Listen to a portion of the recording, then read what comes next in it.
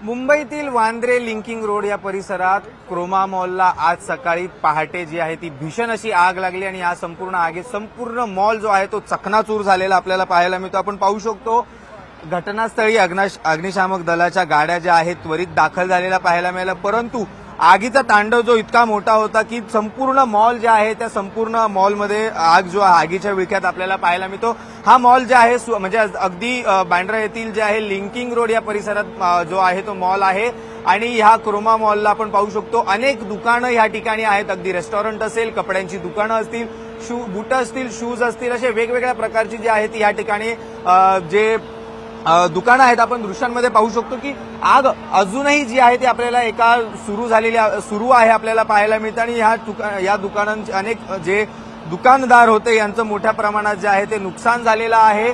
अगदी या घटनास्थळी थेट अगदी 35हून अधिक अग्निशामक दलाच्या गाड्या ज्या आहेत त्या आग विझवण्याचं काम सुरू आहे। त्याचबरोबर एकूण 70हून अधिक जे पाण्याचे टँकर जे आहे ते या घटनास्थळी दाखल झालेले आपल्याला पाहायला मिळतं। दृश्यांमध्ये अगदी चारही बाजूने जे आहे तो मॉल संपूर्ण चकनाचूर झालेला म्हणजे आगीने संपूर्ण घेराव घेतलेला आपल्याला पाहायला मिळतोय। अगदी काचा ज्या आहेत त्या काचा देखील मोठ्या प्रमाणात तुटलेल्या पाहायला मिळतात। आपण दृश्यांमध्ये पाहायला गेलं तर अगदी दुसरा माळा असेल किंवा तिसरा माळा असेल या ठिकाणी देखील मोठ्या प्रमाणात आग अजूनही सुरू आहे, धूर येताना आपल्याला पाहायला मिळतोय।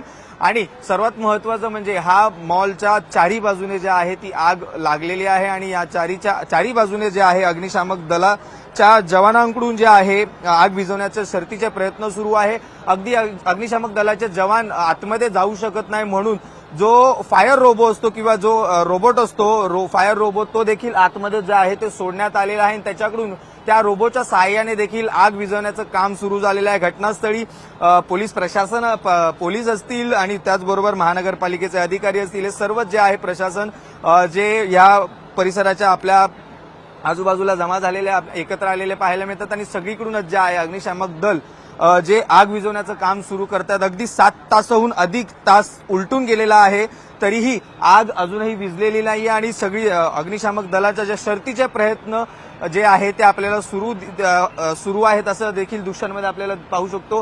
क्रेनच्या सहाय्याने देखील आग विझवली जात आहे।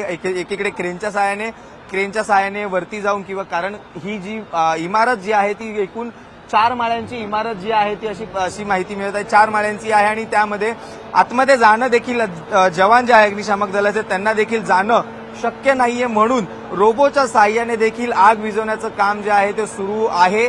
आणि त्याचबरोबर अशी देखील प्राथमिक माहिती मिळते की कुठेतरी कॅबिनमध्ये जे आहे ती शॉर्ट सर्किट झाल्या कारणामुळे आग लागलेली आपल्याला जे आहे ती प्राथमिक माहिती मिळते। आणि सर्वात महत्वाचं म्हणजे या संपूर्ण अग्नितांडवमध्ये जे आहे कुठलीही जीवितहानी झालेली नाहीये।